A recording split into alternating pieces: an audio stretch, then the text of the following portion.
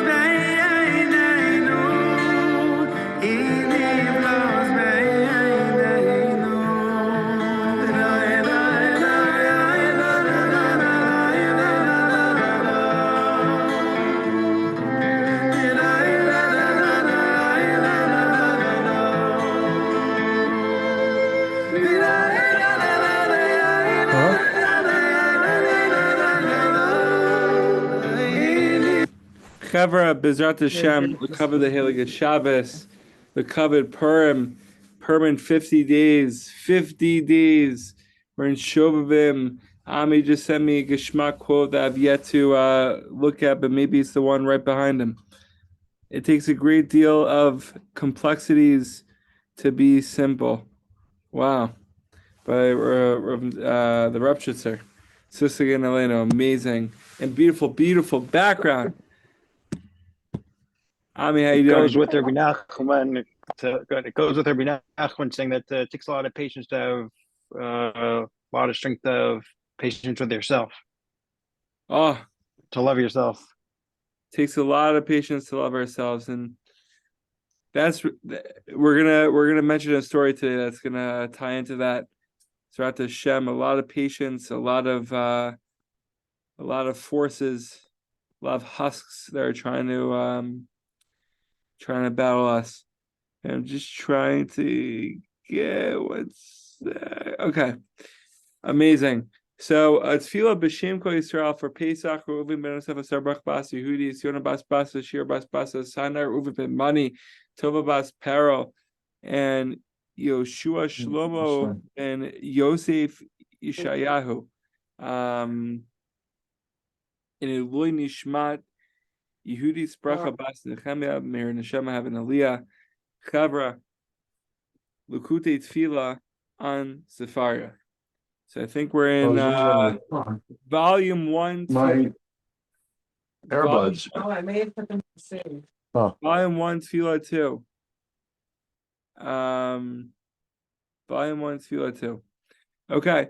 May be your will, Lord our God and God of our ancestors, who hears prayers of his people, Israel, in compassion. The prayers, they awaken your compassion, your kindness upon us for your sake, and prepares our hearts to pray before you with a complete heart and soul, and that our prayers should be regular in our mouths always, and there should not be any impediment, obstruction, and confusion in our prayers.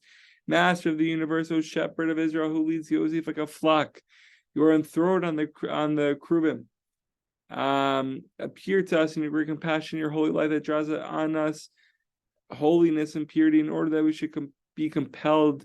We can compel, subdue, and break our evil inclination. We should merit in your abundant compassion and great kindness that our children and us will guard the holy covenant, Shovavim, and help us always and save us in all your encompassing compassion and great kindness from all types of damages of the covenant.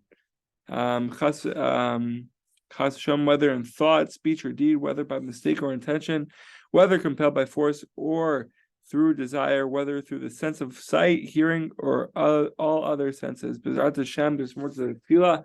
We'll continue. So halacha l'maisa.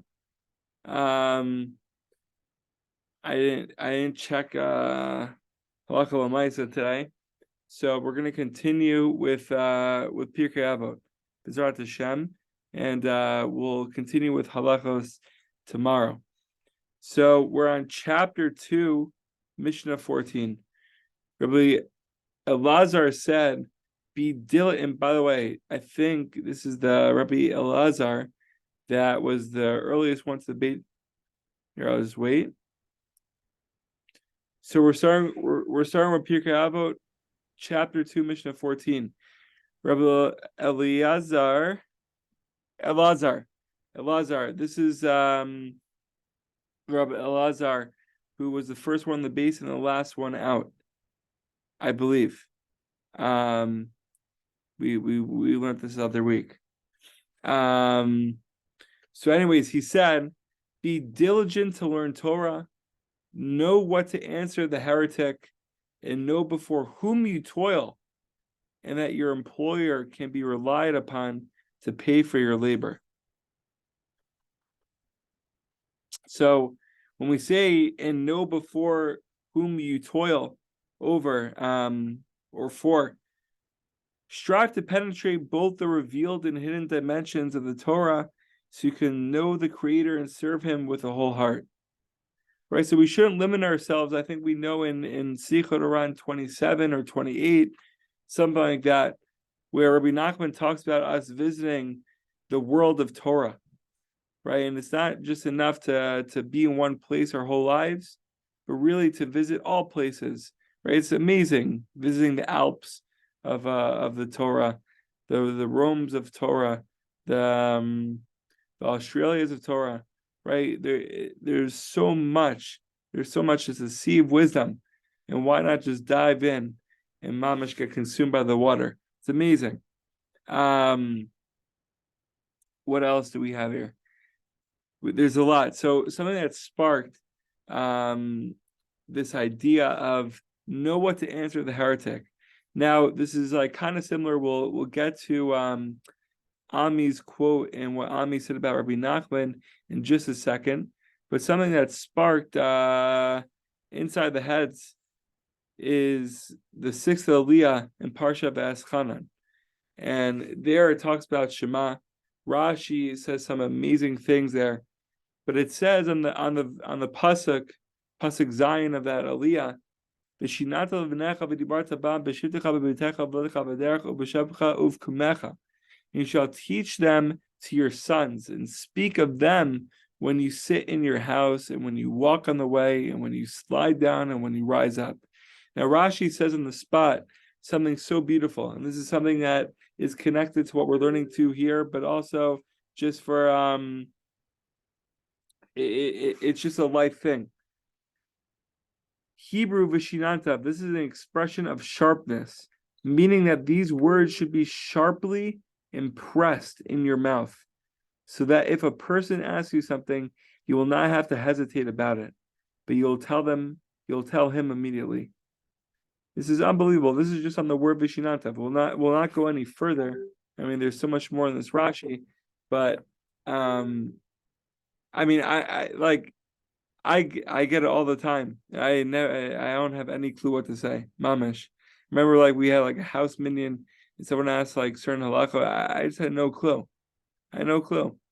But this is like the responsibility that we have, to know whom before we toil, to mamish get excited about it, to fire ourselves up. There's so much out there. There's so much to cover. There's so much to learn from, both the text and people, mamish, and we should take it upon ourselves to be to know what to answer, not just to the heretics, but for anyone on the street, anyone who needs help.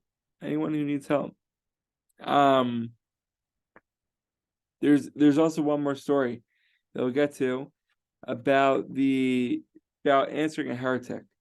I lost my place here. One sec. Oh, okay, amazing. So Rabbi Isaac of Kamarna tells us that Mishnah may be addressed to the greatest heretic of all. The greatest heretic of all. The one that resides in man's heart. Always seeking to undermine his faith. And know you should know that the best answer to the inner heretic is to say, Ma, what am I? The Mishnah tells us to quell our doubts by telling the heretical alter ego, I'm neither a philosopher nor a student of the esoteric Kabbalah, and I'm not even involved in the study of metaphysics. I'm nothing more than a simple Jew who wants to believe. Please take your doubts someplace else. So we mamish just have to tell that voice, okay, Rebs, I'm not that big of a deal. I'm mamish just trying to cling myself to God. Hey, go take your urges and your inclinations somewhere else. I'm just simply trying to connect to God. I'm simply trying to connect, simply trying to cling ourselves, to cleave towards the Torah, towards God. I don't view myself as a philosopher, as a master of Kabbalah. I'm just trying to know Aleph. Just trying to know Aleph. Chaver B'ezrat Hashem. That is the greatest doubt. That is the greatest heretic of all. Is the one within ourselves, constantly doubting us, constantly saying, "Oh, not good enough. Oh, you shouldn't do this. You shouldn't do that." But mamish, we should just take a step back and have an honest conversation with it, and then rise up. Questions, comments, please feel free.